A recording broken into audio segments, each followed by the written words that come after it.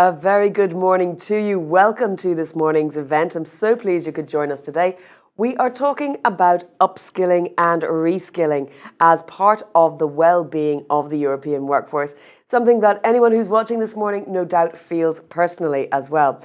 So current major issues we know have profoundly changed the way we work. The workplace has shifted, the boundaries between private and professional have blurred because of the pandemic. It's really changed the way that millions of European workers are moving in and out of office spaces and questioning what does it mean to have a healthy workspace. The most important shifts in the job market, of course, have been exacerbated by the pandemic, but globalisation, digitalisation and robotisation, as well as the green transition, have all had an impact in how we work. So today we're going to talk about that with the All Policies for a Healthy Europe. Please do follow us online, use the hashtag Healthy Europe and do follow the account Wellbeing EU as well as the main Euractiv account. We're going to talk about what it means. We're going to ask the lots of difficult questions about what policies are needed as well to ensure and protect workers in the ongoing situation. So in 2020, the European Commission launched its Pact for Skills initiative, and that has public and private organisations taking concrete actions to upskill and reskill people in support of a fair and resilient recovery. We know that resilience is the watchword for everything as we build back better or build forward better. This is what we're going to talk about today, the Upskilling and Reskilling programme that takes into account the well-being of the workforce is absolutely paramount. We're going to start off with some introductory remarks from the European Commission, telling us a bit about what their pact is, what the aspirations are going forward, and then we'll move into a panel discussion. As always, I encourage the audience to ask questions as well. Please use the buttons on your screen to send questions to our panellists. You can please keep them concise. You can address them to an individual panellist or to the entire panel, but do please note which one that is, and we'll try to get through as many as possible in the next hour and a bit. So with that, I'm going to hand over for introductory remarks to Manuela Gelling, who is the Director for Jobs and Skills in the DG Employment, Social Affairs and Inclusion at the European Commission. Manuela, thank you so much for joining us this morning. We are keen to hear your outline of what we really need to look at, so please set the scene for us for our debate to come. Good morning to you all. I hope you hear me well. We have here some slides for you as well, and many thanks for inviting me to this really important event. Indeed, if we can go to the next slide, please. Yes, indeed. The last 18 months gave a clear acceleration to digitalization. We see that we have been all in telework, so remote work really increased from the 5% we used to have to 37%. And indeed, studies say now that probably it's about 35-40% the amount of jobs that today are teleworkable, but clearly in the future this could be many more. Obviously, there are differences among member states that reflect their infrastructure as well as their economic configuration. This trend to telework is not new, as we have seen. It was already there before the pandemic, along with globalisation and demographic aging. But clearly, digitalization came at the forefront with the pandemic. And when we look at the skills, we see that today 57% of adults have only basic digital skills. We are a bit better with the young people. 19% of them have basic digital skills only, but we both lack ICT specialists. And this is really a skills gap that we need to fill. Also, on the green transition, we will require new skills if we want to reach the ambitious targets that the Union has set itself for 2030, namely to cut emissions by 55%. So, getting out of the pandemic, managing the digital and the green transition, this will require upskilling and reskilling. This is where I now would like to go more in depth into the skills development. And perhaps, yes. So, clearly, skills now are at the top of the political agenda. Perhaps you know that EU leaders in Porto welcomed the setting of a target of 60% of adults participating in training every year.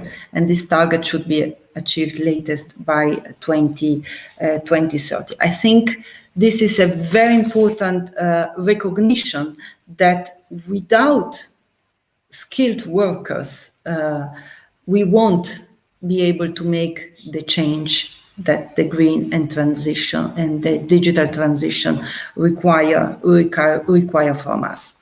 So the European Skills Agenda that was adopted last year sets out a number of important initiatives. Some of them are already ongoing, and I will come to the Pact for Skills in a moment. Some are coming.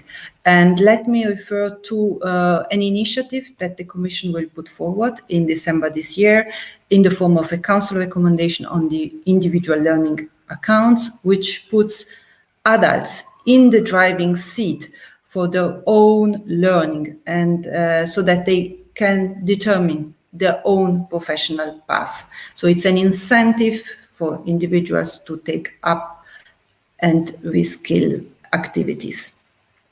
Together with this initiative, we will also propose a European approach to micro-credentials. Nowadays, if we want to upskill and reskill, you take short learning courses. But it's important that these courses are recognized, both for the employer and both for the individual that takes the effort to go through the training, and that he or she can demonstrate what she or he actually has learned and is able to do. But Now, I think the Pact for Skills was the first initiative we took under the skills agenda. And I think it's a very important one because it really puts the focus on the need that we need to join forces. Stakeholders have to come together and build partnerships, whether it is at national, at regional, at local, or at sectoral industrial level. I think through the Pact for Skills, we have brought together large partnerships, and we still hope that many more will join the Pact for Skills. Here we are working with businesses, social partners, public authorities to set up large-scale partnerships in all industrial ecosystems that have been identified in the European Industrial Strategy. Let me mention some areas where these economic sectors have already engaged in concrete commitments of the workforce, like the automotive sector, the defense sector, microelectronics sector.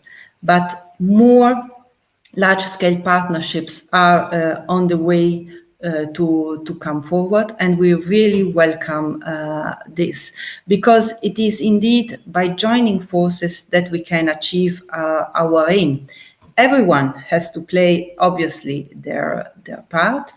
At European level, I mentioned the skills agenda, the initiatives we are going to take, the Pact for Skills, but also the fact that upskilling and reskilling, lifelong learning, is the key principle, the first principle of the European pillar of social right. It's clearly on the top of the agenda. And what we also have is an unprecedented budget, both through the next generation EU. So the Recovery and Resilience Facility foresees as one of the 7 priorities the skills, so it really highlights this. But let me also underline that within the EU budget for the next 7 years, the European Social Fund, among other funds, but clearly the European Social Fund focuses very much on upskilling the workforce. Nevertheless, the European level cannot do it alone. Actually, it's complementary to the efforts that can be done at national, regional, at local level by all those that get involved.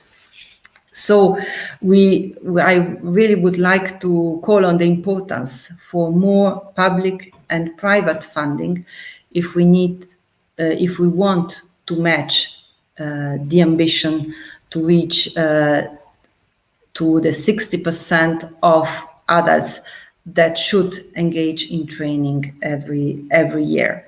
Because this target of 60% of all adults engaging in training every year is not just a nice to have objective. It is absolutely essential if we want our economy to remain cohesive, our economy to remain competitive and resilient, and our society to remain cohesive. Thank you.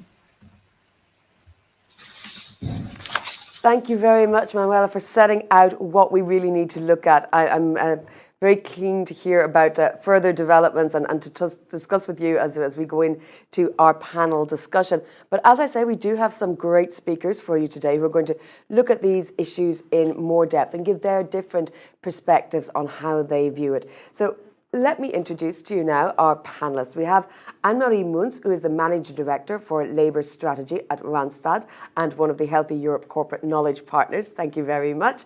Andy Bleeden is the Director of Ecosystems and Membership at ECH Alliance. Guy de Grauw is Vice President of the European Federation for Company Sport. And Elisa Mohamedou is the Head of the OECD Centre for Skills. Ladies and gentlemen, thank you very much for joining us today. We're going to do a quick round of introductions, and you're going to set out your stalls and give us an overview of where you see the current landscape at the moment. So Anne-Marie, let me start with you. Let me give you the floor. Tell us what you're doing, set the tone, give us an introduction to Randstad and the labour market in transition, and tell us what you think. Thank you. Are we getting the slides now, or is this just an introduction? Yeah, we're getting the slides. Thank you. Well, let me start with Randstad. Randstad is the number one HR services provider in the world. We provide people with work, temporary work, permanent work, but we also skill a lot. To give you a couple of figures, on a daily basis, we place about 600,000 people in work, decent, sustainable work. And on a yearly basis, we train about 350,000 people. So a large private employment services, and out there to share its knowledge and its expertise. And starting with that, what we see actually is a labor market that is, just as the economy is defined by shortages these days. We have seen a rapid recovery post-COVID, and shortages are on the rise in all kinds of sectors, be it hospitality, logistics, retail. There is a shortage of people. At the same time, we still have a too high level of unemployment, particularly young people, Southern and Eastern Europe. So this is what we call a mismatch. And what we sadly see or have to take into account is that COVID-19 has accelerated a couple of these mismatch trends. First of all, hybrid work, as we all do these days, although I'm in the office today, which is really great. But hybrid work here to stay. How to optimize it, how to prevent people having more burnouts, how to have more well-being in your workforce. A new challenge. Upskilling and reskilling, the theme of the day. And I was very happy with the story of the Commission. Unprecedented amount of funds. Great, yes, let's use them, because what we see is the pace is not high enough.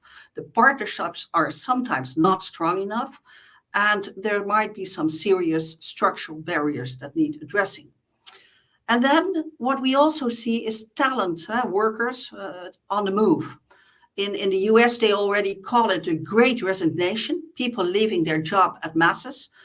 Here in Europe, we also see a lot of mobility, more mobility than ever between sectors. So mobility, hybrid work, upskilling, reskilling, but then again, there are people in weaker positions, the minorities, young people, people with less income, less training, and they have suffered the most in this era. Polarization, digitalisation, aging, all these meta trends still need addressing. One of the things we need to do, in our view, is address labor markets, labor market regulation, labor market policies, because we need to enhance and drive more mobility, flexibility, and agility. This is a wish from employers, but certainly also from workers. A fit for purpose labor market that really drives your career, that drives transitions, that facilitates transitions. Moving on to the next slide. What we feel is a absolute must is more public-private partnerships between public employment services and private employment services. It's the theme of our recently launched Sustainability at Work series. It's named Toward 2030 Together. And what it does is it describes a lot of labor market projects directed at unemployed people with a weaker position on the labor market. We are conducting together with a lot of partners, be it public employment services, municipalities, governments. And we show what the worth is of these partnerships. We also show that whatever we do, more collaboration is needed. And what we see in Europe, that certainly, and it's again, Eastern and Southern European countries, they don't cooperate, the public employment services. They're with the private ones. They feel competition or fear. We don't know. We cannot get a foot in between there. Well, it should be collaboration on strength. We complement each other. We have, as Runsoft, are more than willing to share data. We have a lot of labor market insights. We know what talent wants, and we want to collaborate and cooperate, because at the end of the day, the goal of both of us is the same: putting people to work, decent work, sustainable work. So in that, and next slide, please, in the sustainability at work publication, it's 3 parts. The first part is on this public-private partnership. What is needed? How is needed? How can it be achieved?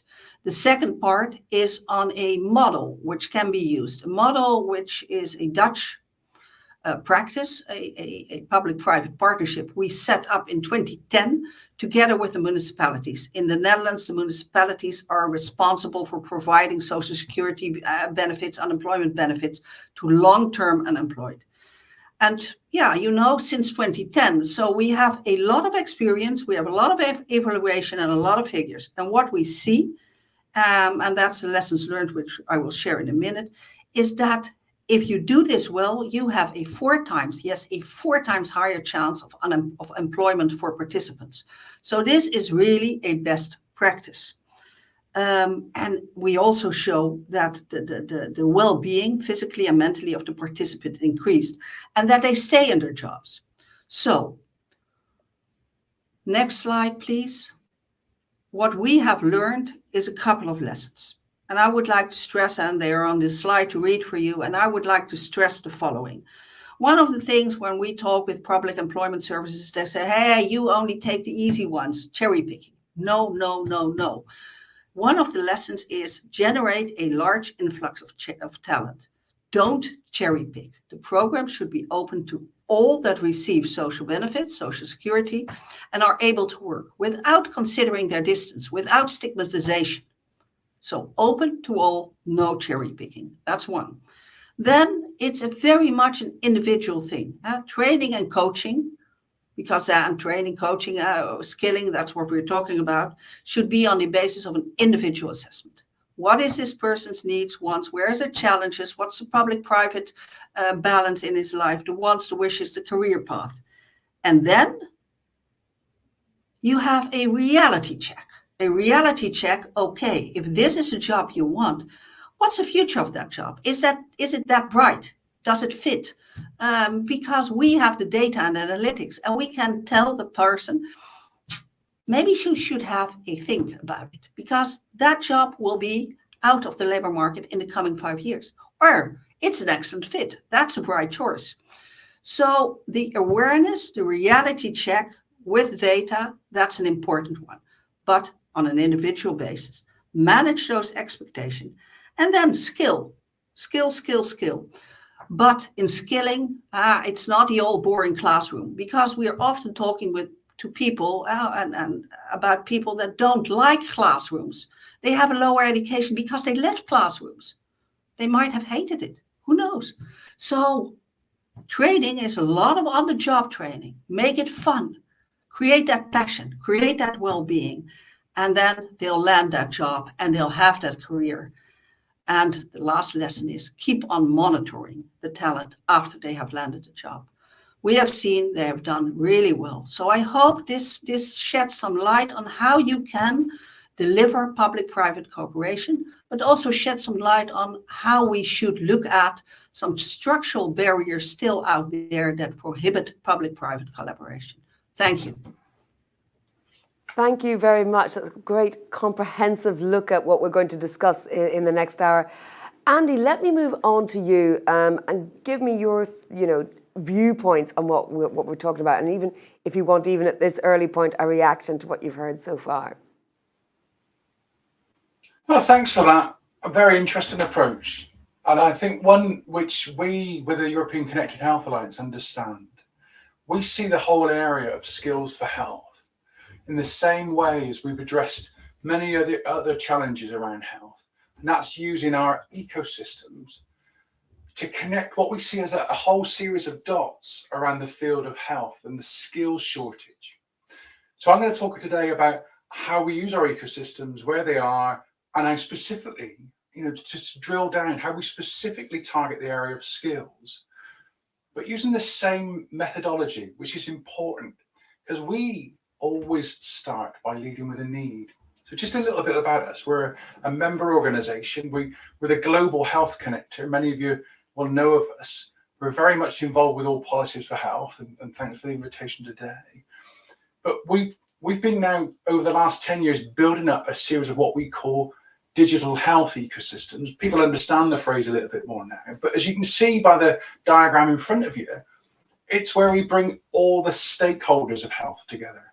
Not just the professionals, not just the doctors, but all of them. So you'll see there patient groups as well as policymakers, funders as well as companies, because we think without all those stakeholders, these things become talking shops.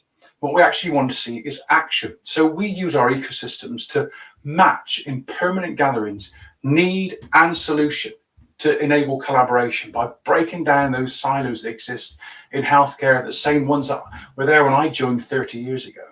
They're there now, preventing people getting the skills necessary to skill up as part of the new challenges we've heard from our last couple of speakers. We're also seeing the same silos talking just about skilling up digital healthcare professionals without thinking about the unpaid carers. How do we expect people to use the new tools we bring in, put in front of them, if they're not being given the right skills? So we're also looking at transforming healthcare. And of course, the same with our other model with our ecosystems is we see this as an economic opportunity, because why wouldn't industry step up to the challenge with this? Why don't we see this as an opportunity rather than a burden? Those ecosystems are now international. We've been building up a collection of these, and you'll see in my next slide how that network has built up to a huge scale with our latest opening in Japan earlier on in September. But you can see there across Europe, we've got deep networks of ecosystems across countries that are passionate around collaboration. That collaboration has meant that we have come with our ecosystems and asked them what were their key areas they want to collaborate on. And the number one topic of every single ecosystem that we spoke to, all 70 of them, was around digital skills for health, as we call it. So what you'll see in the next slide is that we've developed a brand new package where we've got a number of thematic innovation ecosystems, which allow our ecosystems to collaborate on a deep dive on a number of areas, whether they're mental health or health procurement. But more specifically for today, around the area of digital skills for health. So back earlier on in the year, we, along with the European Commission, kicked off our first thematic innovation ecosystem on skills for health and looked at a number of areas and needs around the field of skills. And then our ecosystems took over because they know they've got those stakeholders, they've got those dots locally where the specialists come from. So they can bring together need and solution, the best practice, the policymaker input. So we brought together our ecosystems from South Denmark who excel at skills development and skills assessment in digital health. And our colleagues from the Melbourne ecosystem in Australia. Just think about that. So trying to connect up the dots between two continents on this, because it's a vital issue. And they're building a series of gatherings around skills for health, targeting 3 areas. 1, unpaid carers. 2, skilled carer, or caring up the carer workforce. And 3, that whole area of skilling up digital health professionals. So what we've been able to do is pull out and tease out examples of best practice already. Let me give you 3 examples, because I'm conscious of time today. I want to get down to getting some discussion about how we actually collaborate a bit better on this. Let me give you 3 examples. We brought in one of our members, and all our members who join us take part in these ecosystems. So one of our member organizations, the 800th member organization that joined the ECH Alliance, an organization called EU Carers, they know exactly the pinch points for carers around the skills needed to provide ongoing care for people at home, especially during the pandemic. So we've been able to showcase that, not just within our thematic ecosystem, but with the American Telemed Association across in the USA, because it's pertinent there too. We've been able to also take that example to Latin America, where we'll be featuring them again during some of our ecosystem partner events there. We've also been able to bring in the second of our expertise, which is a firm based in Northern Ireland, another member of the European Connected Health Alliance, called Connected Academy.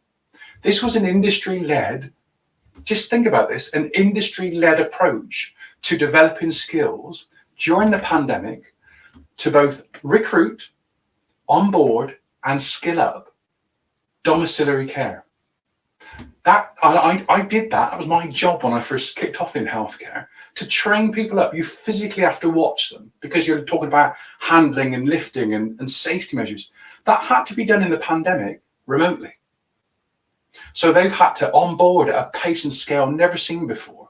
Fantastic, great practice from an organization, but also skill them up at the same time. So that's Connected Health, or the Connected Academy, operating in Republic of Ireland and Northern Ireland in the UK. And then lastly, I want to give you an example of a national programme, again led by one of our members, the HSE in the Republic of Ireland. They've developed a national programme to help skill up the workforce in many different ways, which we think is an exemplar. So I have a call out for colleagues today. If you're interested in finding out about these, come and contact me, andy@echalliance.com. I will connect you and get you linked in and connected with those ecosystems, and we can start connecting some dots around skills for health. Thank you very much. Thank you, Andy. Absolutely fascinating. I'm glad that you were able to bring those real world examples to us, so we now have something to refer to when we're going back and forth in our discussion. Guy, let me turn to you and give me your opening remarks to set the scene for where you're coming from. Okay, thank you very much. Well, my name is Guy de Groe. I'm from Belgium, coming from Belgium. I'm Vice President of the European Federation for Company Sport. And I'm in company sport as a volunteer since '83. The European Federation for Company Sport is a non-profit organization and is in Europe the leading organization in the field of company sport. Our goal is to promote and develop physical activity, movement, and sport practice in the professional environment in Europe. And we do this through the organization of summer and winter company sport games. But let me move to my topics of today. Well, we all know COVID has considerably changed the work operations. That is no breaking news. Remote working, temporary unemployment, virtual meetings, they all have become the new reality. We have, in our homework, we have appreciated the upsides of remote working. We had, for instance, time to drive the kids to school. We could avoid traffic jams, but we also had to cope with some negative aspects of home working. There was no social contact with colleagues, loneliness, sometimes depression. In the meantime, we have returned to the office slowly, but we have returned. And this return is for lots of people very hard because of they have to adapt to the office rhythm, the timetable, the time clock. We all had forgotten about those things. Good thing about all that is that at the end of the month, we get paid. But even now, this money is not enough. Since the pandemic, we want more. We want an increased effort from the company to respond to our increased needs and altered needs. And that brings me to my second point, social innovation.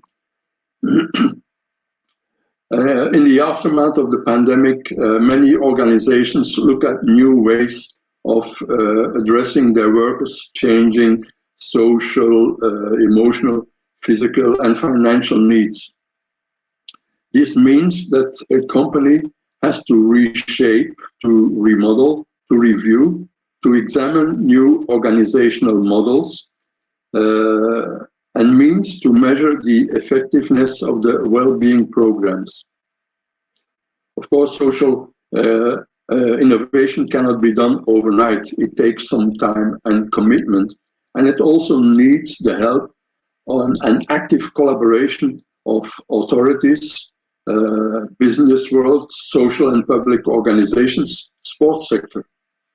And in this context, sport and physical activity can become a tool to help improving the well-being of the worker, to boost his mental health.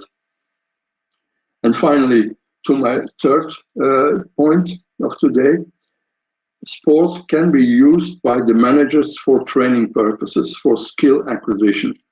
Let me give you a simple example. Some years ago, the French postal service, La Poste, has implemented the future jobs system, which is partially subsidized by the French government, who pays during 3 years the salary of young semi-skilled and unskilled employees and unemployed youngsters. These jobs are a first working experience and a chance for those future postmen to acquire a qualification. Through their own training structure, La Poste provides the young employees with multi-sport and physical activities, and train them the values of equity, teamwork, leadership, and respect of the rules, of the company rules. And they get the help from the French Federation for Company Sport in doing that. The French Federation also participates in developing the professional skills of the youngsters. For example, they learn them the client relations, an important aspect, of course. You have to know that in this example, some youngsters, at the moment of their integration into the company, they do not have the right working attitude. They arrive late at work. They do not respect the company rules. They watch videos on their computer. Fantastic for them, of course, but not for the company, for La Poste. That is why the La Poste contacted the French Federation for Company Sport, who is authorized and certified to deliver educational programs. And together they created sports-based educational modules. The situations encountered in the company were put into parallel with situations in the world of sport. And in the training sessions, the youngsters are put in sport-related situations. Let me give you a simple example. The youngsters had to imagine the following situation. You are appointed as a referee for a football game of the famous Paris Saint-Germain football club. Can you tell me when you will arrive in the football stadium? All of them replied, well, I will be there at least 20 minutes before the game, before the kickoff of the game. And then the instructor said, oh, if that is the case, why do you always arrive late at work? So this is a simple example of how sport can help developing skills in the workplace. Maybe later in the debate, I will have the opportunity to give you another example, another concrete example. So far my intervention. Jennifer, the floor is yours again. Thank you, Guy. I'm glad you mentioned Paris Saint-Germain. I'm a big football fan myself, so I will be possibly pressing you for more examples related to soccer as we go on. Elisa, let me turn to you. I know you have some slides prepared as well. Give us your perspective to set out the tone for what you want to talk about in this debate. Thank you, Jennifer, and thank you all for also having us in this what is already a very stimulating event. So at the Center for Skills, we support countries to achieve better economic and social outcomes by taking a whole of government approach and engaging with stakeholders to develop and implement better skills policies. And we believe that maintaining good health of individuals does not only include physical health, but also mental health and well-being at the workplace and at home. And that a well-functioning health sector and skilled workforce actually play a crucial role in maintaining good health for all, as highlighted as well in the recent pandemic. So in the next slide, I'd like to just focus a little bit on our report Skills Outlook, which focused in this year on learning for life. And I believe the organizers will also include a link to it in the chat. So labor markets are, of course, in constant state of flux, shaped by long life expectancy, digitalisation, climate change, and most recently, of course, the COVID-19 pandemic, as Manuela earlier mentioned. And these factors result in a constant creation and elimination of jobs in different sectors. For instance, the OECD projections indicate that more than 30% of jobs will require substantially different tasks and skills in the near future. So the report highlights that lifelong learning, reskilling, and upskilling are key processes in order for individuals to adapt to these constantly evolving job requirements. Of course, one sector that has experienced dramatic changes today and will continue to evolve in the future is the health sector. If we look at data only from the US, the report estimates that 13 of the 30 occupations that are projected to grow the fastest by 2030 are in the healthcare sector. So, of course, population aging and the associated need to support the elderly are fundamental drivers of this labor market dynamic. But of course, despite this long-term trend, the COVID-19 pandemic also impacted the healthcare sector. For example, the demand for community health workers increased by more than 10%. So to aid economic recovery in the short terms, countries must minimize skills shortages and ensure that upskilling and reskilling efforts are targeted and timely. So we therefore look into options for this. And for example, the skills required for community health workers, which occupations utilize adjacent skills, and similar skill sets, are those of education and career counselors, and how the supply of training programs can be adjusted. In the next slide, the next report we will do, the next Skills Outlook 2023, for which we will soon start actually issuing working papers that have some of the insights already, is on recovery and resilience. And we aim to build a framework that focuses on the recovery from the pandemic, but also on how to create resilient and inclusive societies and economies. The importance of health will be reflected in the work, where one of the core topics actually is going to be the interrelated nature of skills and health. We'll cover how the COVID-19 pandemic has highlighted the skills that are crucial for promoting good health, and how health, including physical and again mental health, in turn promotes skills development and use. And finally, in the next slide, the health of workers is affected, of course, by many interrelated processes. Some processes like megatrends, such as climate change, are currently ongoing and longer lasting, while others or unexpected shocks like the COVID-19 pandemic. These transformations have the potential to change how we perceive human health and the skills required to mitigate health risks. The COVID-19 crisis, for instance, unprecedentedly, of course, impacted the well-being of workers across the world. Besides the risk of being infected with the virus itself, the pandemic highlighted the risk factors generally associated with poor mental health.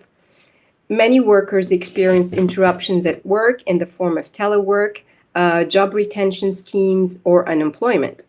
While telework has allowed for more flexible working arrangements for some workers, again, not all of the workers can benefit from teleworking. And even when they do, it also blurs the boundaries between work and leisure, which can increase feelings of detachment and from work and social isolation. Climate change, on the other hand, with high pollution levels and extreme temperatures and their environmental consequences, are associated with health risks. And these developments can also lower skill development and cognitive performance through their effects on the body and brain. The knowledge society, of course, health is also interrelated with knowledge societies that we take part in. During the ongoing COVID-19 crisis, for instance, technology and social media have been used on a massive scale to keep people informed and safe. But these communication channels are also used to spread false or misleading information. And we seek to study the potential health risks associated with such infodemics and the role of media literacy and health literacy in reducing vulnerability to such risk and mapping the distributions of risks and skills across countries. And of course, the work context itself also matters for the well-being of workers. For example, one factor that is important is the decision-making authority workers have, and high levels of psychological demands coupled with low levels of autonomy can have actually negative health and psychological stress outcomes for workers. So autonomy must also, of course, be balanced with guidance and support. And these examples just show how health is linked to many pressing global issues and that its importance in today's world and work environment cannot be ignored or viewed in isolation. And individuals with high skills enjoy better health. So hence the lifelong learning, retaining, retraining, and upskilling will play an essential role in ensuring good health for all. And we need more data, and I'm glad that actually Anne-Marie is ready to share the data they have, and I'll certainly reach out to look into it. But these are the type of work that we will need to do. And with that, I'll hand over to you back, Jennifer. Thank you very much, Elisa. I always like to hear when our panelists have some great interaction with each other and want to ask each other for information. And I think you've mentioned a key word there as well, which is data, because we can't really make proper analysis of current situations without the right sort of data to look into it. So I want to ask a sort of general question to the panel, which is about measurement and about how we understand a situation, because you cannot actually move forward with effective policies unless you've done the research and the background. Anne-Marie, perhaps you could talk about the need for good background information and good data. Of course, and thank you for that question because it's so relevant. Labor market, it's about people. It's also about data. We at Runsoft, we have a strategy called Tech and Touch, or better, Touch and Tech. It's the people, but it's the people powered by the tech, powered by data. What we do, and I said it, is try to look for the best possible job for the talent that knock at our doors. And in doing so, you need data. You need channels, you need tech. And that's not scary, it's just what it is. I said also in collaborating, and thank you, Elisa, for taking that up. In collaborating public-private, you need to share the data. We are very open to that because we have that expertise. So we know in what kind of jobs people work. We also know in what kind of jobs there's a demand. We know what kind of CVs there are around at this moment in the labor market. We know where the shortage are. We know where the skilling is.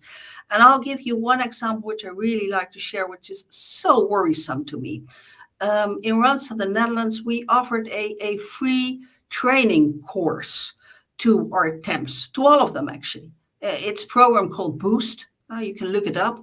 It's whatever you need, and it's not long-term skilling, but whatever you need to become more effective, free of charge. We offered it.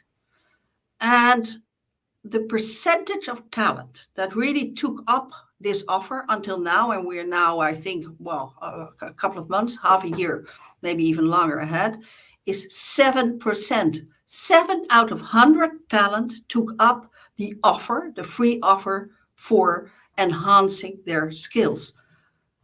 Wow, that's data. It's also data that needs analysis with others that also can offer us the insights why this is so low and what we have to do to enhance this, because this is not only for us, this is for the labor market. So data, yes, evidence-based, share, and then evaluate and move on with a true and open conversation about what's happening on the labor market and what needs to be addressed. Thanks. Thank you. Let me turn to you, Andy, because you were talking there about different global trends. You were mentioning Australia, Ireland, and so on. I mean, what sort of data do you need to compare these things? And is comparison with between different countries or within the EU, between different member states, an effective way of evaluating what more is needed from a policy perspective? I think if you use data to fill that area that I talked about before about leading with the needs. So for instance, you take a country like the Republic of Ireland, where they have a ongoing skill shortage, okay, and a staff shortage. They can put that into numbers. So you go to the people who are in recruitment in hospitals or in care homes. You can replicate that across any of the other 27 states and include the UK and or the same debate in the US and say, well, how are you matching that debate? Because we heard right at the beginning about people retiring and coming out of the system. So how do we onboard rapidly? How do we skill up rapidly? But use data that we've got from again, going back to the thing I talked about, that group of stakeholders. So I'll give you a heads up. We're covering the whole area of data with our data arm, the Digital Health Society. And I'll put something on social media about that. We're having a Digital Health Society Summit on the 23rd, 24th of November, which will feature some of these pertinent issues around sharing data across the European space and obviously wider across our global connector as well. So that's something I think we'll help publicize through partners here. But using that data and sharing that data is quite easy, because when you're in a scenario where as a hospital you need to lose 100 people on a Friday night and put them back out into the community because you've got another 150 coming through the front door, they're going to be able to tell you quite quickly what their needs are in terms of staffing. So always go back to that principle, lead with a need, and you'll be able to find some decent solutions and best practice providers, especially around data. Well, since we are talking about data, let me, Elisa, ask you a question regarding what sort of information we have on sectors that have a big shortage, because we've seen, for example, we hear I do as a tech journalist primarily, hear a lot about the shortage of digital skills in Europe and these massive numbers. I think it's something like 700,000 unfilled positions because people are not skilled enough to take them. I mean, what do we do about that in terms of onboarding people who may be not the typical candidate for those sorts of roles? Well, I mean, there's a lot of Madam Anna-Marie mentioned the upskilling and reskilling opportunities. One of the issues around this, of course, is the barriers to taking part in those. And I think that's something that we definitely need to look into. And because there are, of course, socioeconomic issues around that, but there's also sort of even related to the work itself. In terms of relatively few adults actually participate in formal education and training that is leading to a recognized qualification. And yet these formal qualifications have many benefits for workers, especially when they want to change jobs. Formal qualifications are well known and transparent to the workers and to the employers, and therefore they help the workers in making their skills visible. And at the same time, formal education and training is usually underpinned by strong quality assurance systems, which is less the case for non-formal training. And that's also something that needs to be taken into account.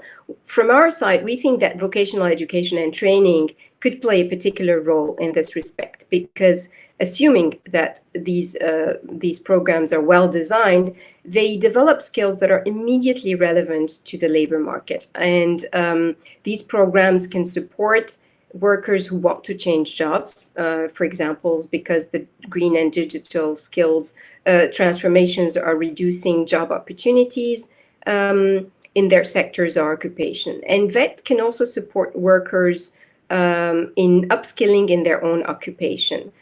Several countries have actually implemented specific higher level VET programs with that objective in mind. And of course, the typical countries of Austria, Germany, and Switzerland with their Meister qualifications, they offer a combination of higher levels, technical and professional skills, entrepreneurial skills that are required to run a small business, and skills in training apprentices. And so that's something really that could be looked into. Well, thank you, Elise. Let me also point out that the OECD Skills Outlook, we've put the link there in the chat for our viewers, as well as the Randstad Sustainability at Work 2021 study. So if people are interested, you can follow those links and check out the details. I also, again, encourage the audience to please do use the chat function if there's a particularly burning question or something that you want one of our panelists to elaborate on.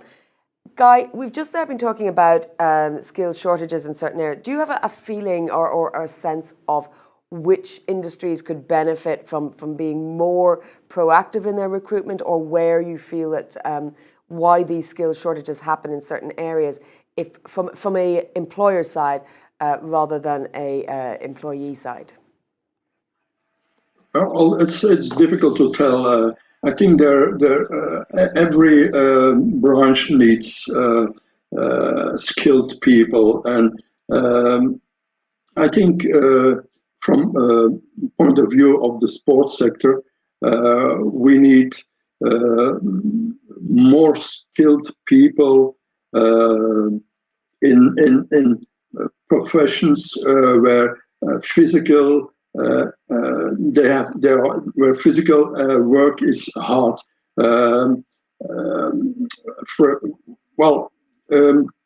In Belgium, for example, we have a lot of oil industry companies and big oil companies, and they big plants in Antwerp, for example, and for their employees they provide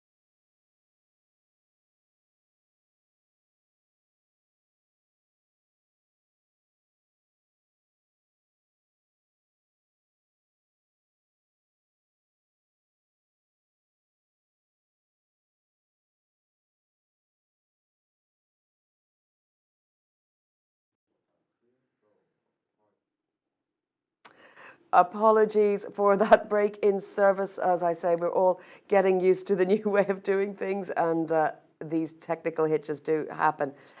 Guy, you were mid-flow there. I wonder, can we pick up where we left off? I think there's only a couple of seconds of what you were saying that we missed. So perhaps I'll go back to you. You were discussing about labour shortages in specific sectors and what happens either from a supply side and a demand side. Well, yeah, there are some labor shortages. That's for sure, of course. And in every branch, industrial branch, an attractive point for companies is well, we can see it when we recruit people in Belgium, for example, when two companies are candidates to recruit one guy, and that company facilitates physical activity, provides sports infrastructure. Well, most of the time, that particular company gets the benefits and will be chosen by the candidate. So it's an attractive point for companies. It's when they have that sports and physical activity environment. Well, they can retain workers, of course, but they can also attract new staff. And for them also, it's a dynamic image they get. It's a sportive image. So image-wise, it's very important for those companies. But then, in doing so, I said that we need evidence-based material on the benefits of providing a good, balanced well-being program, including sports activities, physical activity, and on that basis, evidence-based material. I think we lack enough material in that field. Okay, maybe this is material for future studies. I am aware of a few studies only performed by local companies and companies in America on the benefits of physical activity. But okay, that's maybe something we can discuss with the European Commission, for example, to point out a new Erasmus Plus program or whatever. But we need definitely new material and new data. Absolutely. Well, the Erasmus Plus program is something, of course, of a highlight for the EU project. Since we're talking about skills, Andy, perhaps you could make the link between skills and pay and conditions and what the interlinkage is there. Yeah, we've got a lovely group of programs within the European space around skills already. We've got the fantastic Erasmus Plus program, which we take part in as project partners in many different spheres. We have the really high skill programs delivered by the European Institute for Innovation and Technology, the EIT, as part of their program, and many, many others. But don't answer the big question, which is if you're a carer or a paid carer, an unpaid carer or a paid carer, you're not valued. You're not valued in terms of the way that we design programs for highly skilled people in the sector, as much as if you're somebody who provides basic levels of care.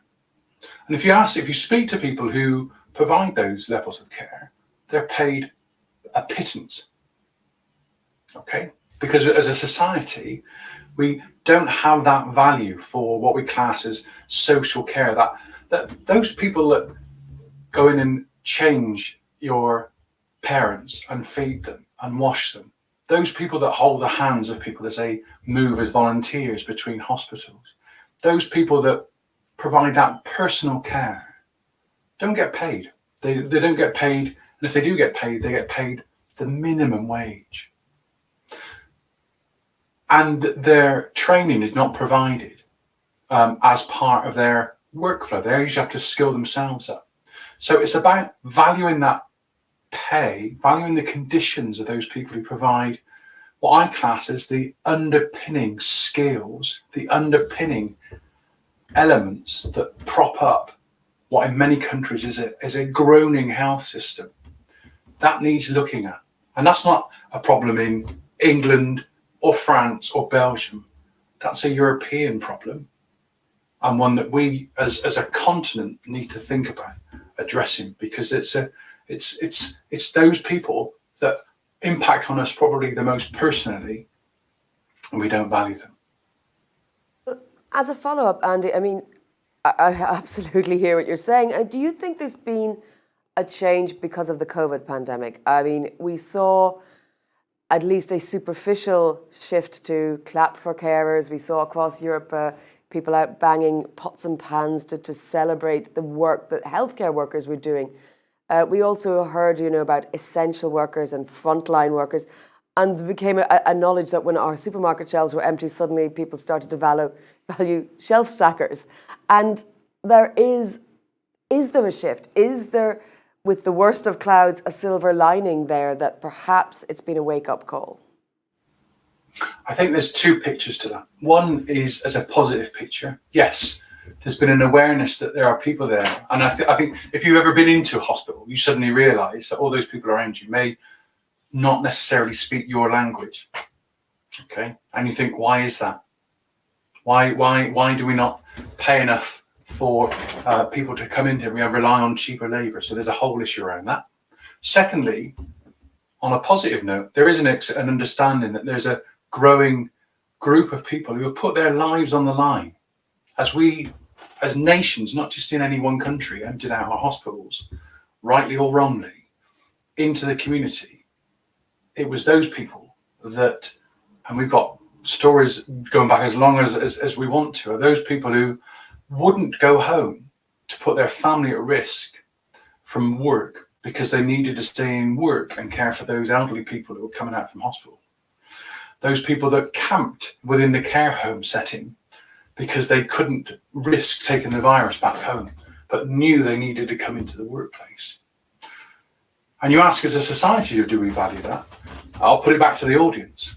How much of a rush are you into to take off your mask, to go back into crowded spaces and not do what we've been told to do? And then I think therein lies the answer. Well, Anne-Marie, I want to stay a little bit, unfortunately, with the topic of the pandemic and how that has caused employment shifts and working practices shifts. I asked Andy whether there might be a silver lining from a perspective of social value. Do you see any silver lining from a perspective of employment opportunity? Oh, yes, absolutely. A lot. As I think Elisa said, that the labor market, the economy is in a flux. So a flux has positives, negatives as well, for instance, polarization. But there is a lot of positives. We see shortages everywhere. And we see a lot of transitions, and we see a labor force that is willing to reflect about transitions. I think there's I think Microsoft had a research in the US.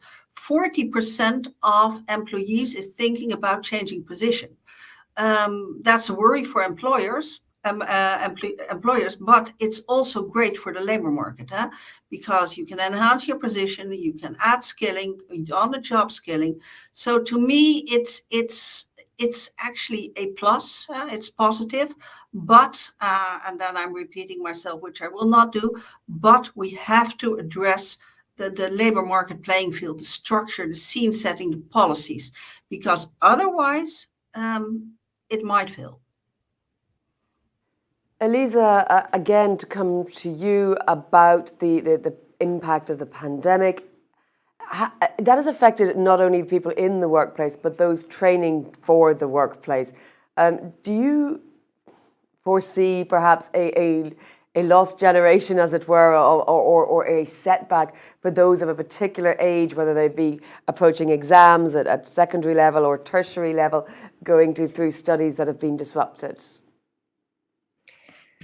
Yes, I mean, this is something, I think that the scale of the learning losses is something that we might be still looking at for years to come. So definitely there is something there. There are countries where schools have been closed for many months. There are countries where schools are still closed, perhaps outside the EU, but that does exist. And so we're looking into that. The learning losses may be very large. There's also, going back to the learners who are in also vocational education and training, they also lost a lot of opportunities of workplace placements and training at the workplace. And that's something that not only has been lost, but also we may see in the near future as well, impact in terms of the places that are available, and also because of social distancing, there are some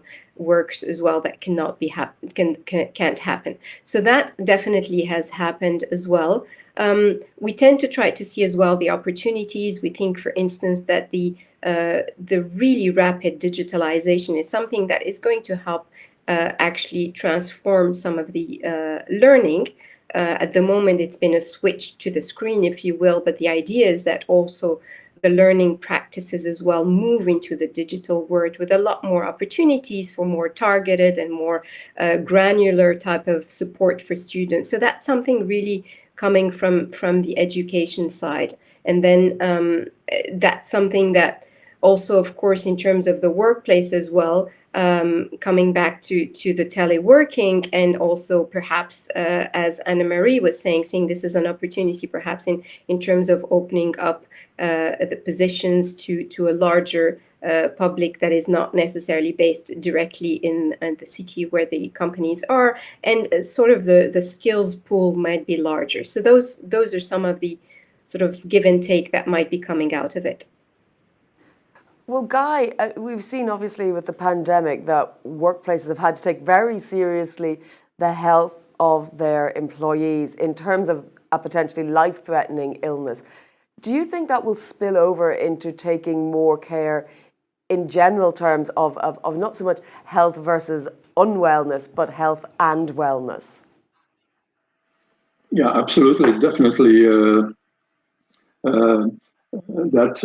That pandemic, in a certain way, has been a blessing, if I can say so. I only can agree to what you are saying. I was just thinking about other aspects before continuing with your question. When you asked about shortages in certain sectors, I was just thinking about teachers in Belgium. We need a lot of teachers in schools. At the moment, we ask retired teachers to come back to school and to help the people over there. I heard today or yesterday in the news that there was a school in Belgium, a small school, that temporarily had to close down the doors because of the lack of teachers. So that's an answer to your question you asked me before. But then, yes, I totally agree about your question. Can you repeat it again? Because I think that the question was whether, I mean, as you said, there are silver linings to the pandemic, and whether being forced to take illness seriously, does that mean companies will be forced to take the wellness of their employees seriously? Yeah, of course, obviously, because staff is the most precious asset of a company, more important than state-of-the-art buildings. So company leaders, they have to take care of their staff. you have to do all to keep them happy and feel good and healthy, of course. And our activities in the field of company sport can help to that. Well, the retirement age has been extended, so people have to stay fit longer than before. So yeah, sure. We have to do. Our company leaders have to do everything they can to get their staff healthy and keep them healthy for as long as possible. Well, as you can hear, I'm desperately looking for a silver lining to what has been a horrible couple of years. We've got a question from our audience. Philippe Ferreira is asking, considering that not all European member states have the same preponderance to develop programs that empower workers, how can harmony be encouraged? And it sort of feeds in to what I wanted to ask you, because I wanted to ask about public-private partnerships, collaboration between government-funded or state-funded or municipality-funded programs, and how companies can get involved in that. Elisa, perhaps you could talk to me about whether you think there is a synergy in different countries, or whether there's a way that there's a good model for governments working together with companies to develop, I suppose, as Philippe puts it, this harmony for a better workplace. Yes, I think there is. I think that the examples that Manuela earlier presented are really the really good ones. The European Commission is really at the forefront with the Pact for Skills, and so I think there are enough good examples to look into. There's, of course, depending on the sectors, we see that this is moving rather fast or slower. So that also is another level to look into at the sectoral level. But certainly in terms of harmonization and in terms of being really at the forefront of some of the examples to look into and looking forward is really the European Commission, I would say. Well, thank you. Anne-Marie, do you agree? I couldn't agree more. And indeed, I was also going to refer to the European Commission, that there's excellent programs. Skills for Pact is excellent. I already repeated what she said, unprecedented funding. But with funding alone, you'll not get there. It's also a bit structure again. And I'm also thinking, there is a European PES network. PES is Public Employment Services. They have an institutional role within the European Union with, I imagine, policies and targets. This is where you could also speak about how are we going to cooperate, but within a framework that there should be more cooperation. There's also a European semester with targets, could be one of them. So setting the scene in terms of structure and policies in order to incentivize cooperation, and also at the same time, always capacity building. We know that some public employment services in especially Eastern European countries, they lack funds, they're weak, they lack knowledge and expertise. So it's a program of policies, setting the structure, strengthening the structure and capacity building. But at the end of the line, we need more cooperation, because being segmented as public and private employment services doesn't help the labor market. If they cooperate, for me, and you were talking about a silver lining, to me, that silver lining would become sunshine. Thanks. Andy, what's your take on this particular question about involving, if you like, publicly funded schemes in private workplaces? I think we've seen a number of those examples throughout our ecosystem network in Europe. So you can pick any of our European ecosystems, whether they be in Finland or Denmark or even in countries such as Spain and France, where we've built up networks of ecosystems, again, bringing all those stakeholders together I talked about earlier on, because they're already collaborating across the stakeholder net, the boundaries we've got, because they're already breaking down those silos. We get to hear from the public sector what their needs are. And then the private sector can talk about what their offering is. and then the public sector in a position where they can tender properly with the knowledge of what's on the market, what provisions there. And also, you get the unique opportunity where the private sector can think, actually, the public sector want this, not that.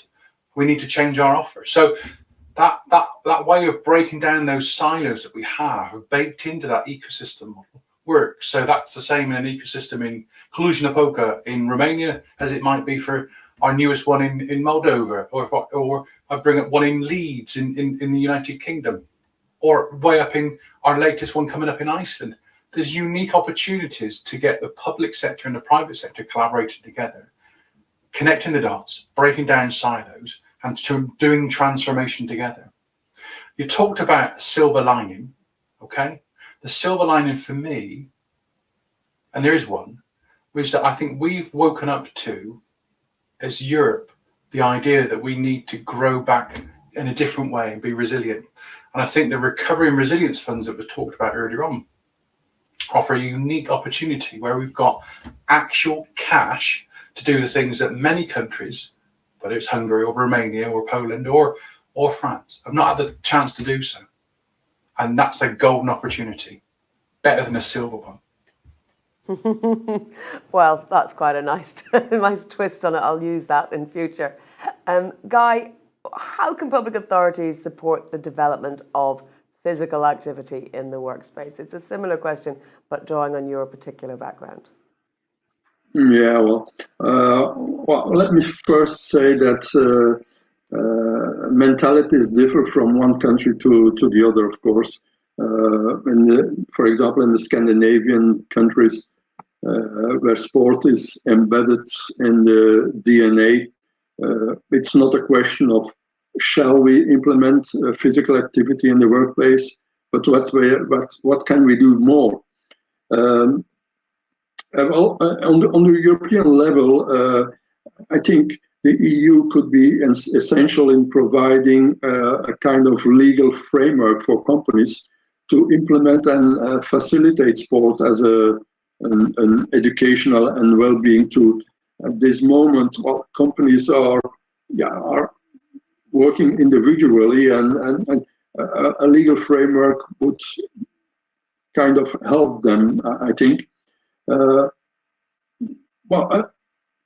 In France, for example, the family doctor is authorized to prescribe sport instead of medicine to cure, for example, mental issues. Why not introduce this system in the whole of Europe? And then to move to a local basis, local authorities, they can help companies by taking simple measures, for example, such as reducing prices in the local sports hall.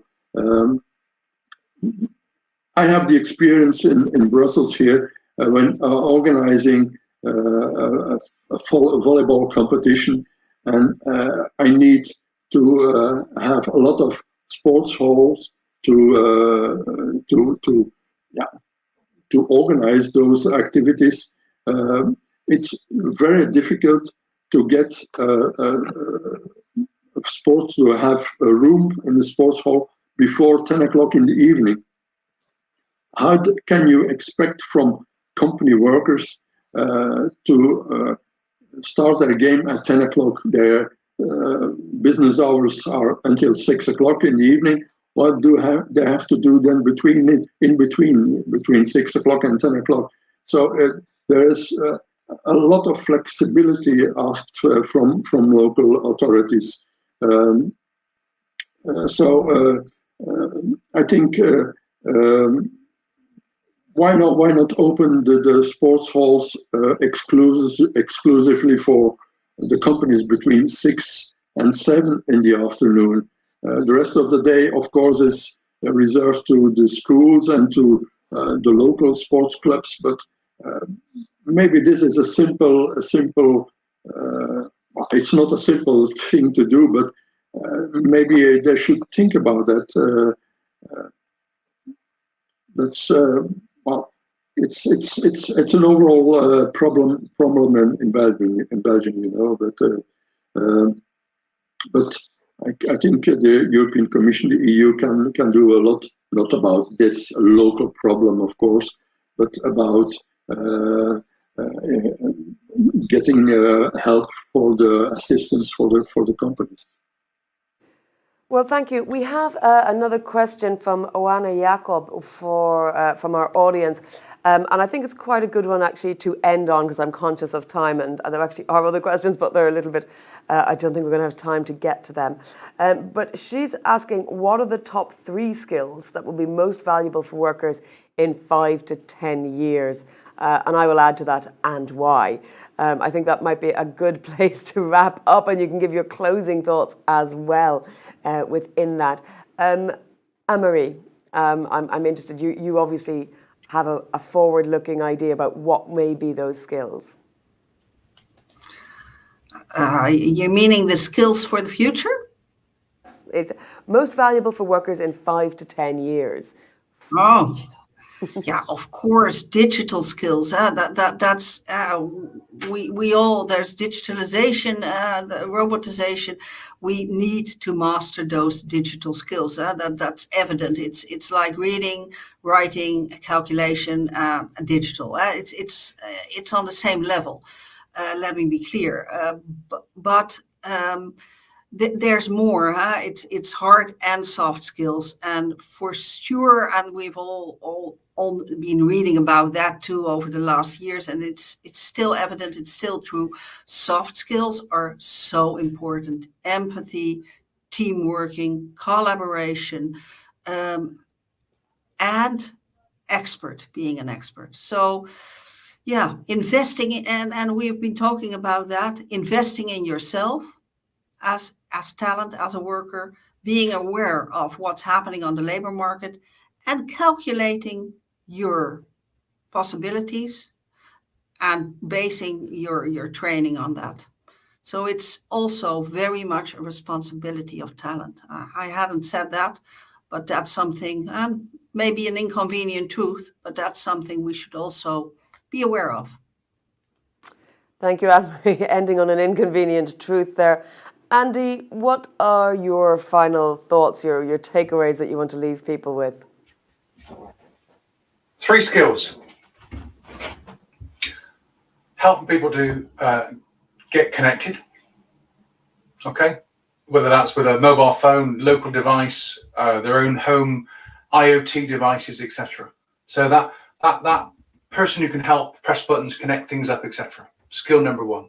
Skill number 2, it's important because for obvious reasons, because many of the people we deal with will have issues around connectivity. Skill number 2 is awareness of the services that are around that will help prevent people from having to go into formal care and hospital. So that's a bit of knowledge, building up knowledge and skills about how to access those services. That prevents people from going into hospital, saves us lots of money. It's nice. Lastly, I speak as someone who's worked in the care sector healthcare sector for 30x years. Listening skills are as vital now as they've always been.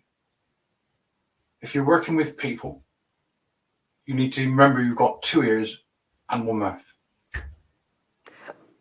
Thank you, Andy. I mean, that's what we tell kids. We don't want them to say too much, but I think it's worth bringing to the workplace. Guy, briefly, your wrap-up thoughts, because we are short of time. Well, wrap-up thoughts. I think, as I said before, the pandemic has been a blessing because of we have to reset the mindset of all of us. We have to push ourselves, to stimulate ourselves to be more active outside of our job. So this has been a trend now of increased sport participation, and I hope this trend will continue and be a motivation for companies to invest more in the field of physical activity and well-being in general. Thank you, Guy. And Elisa, the last word falls to you. What would you like people to take away from our discussion today? Thanks.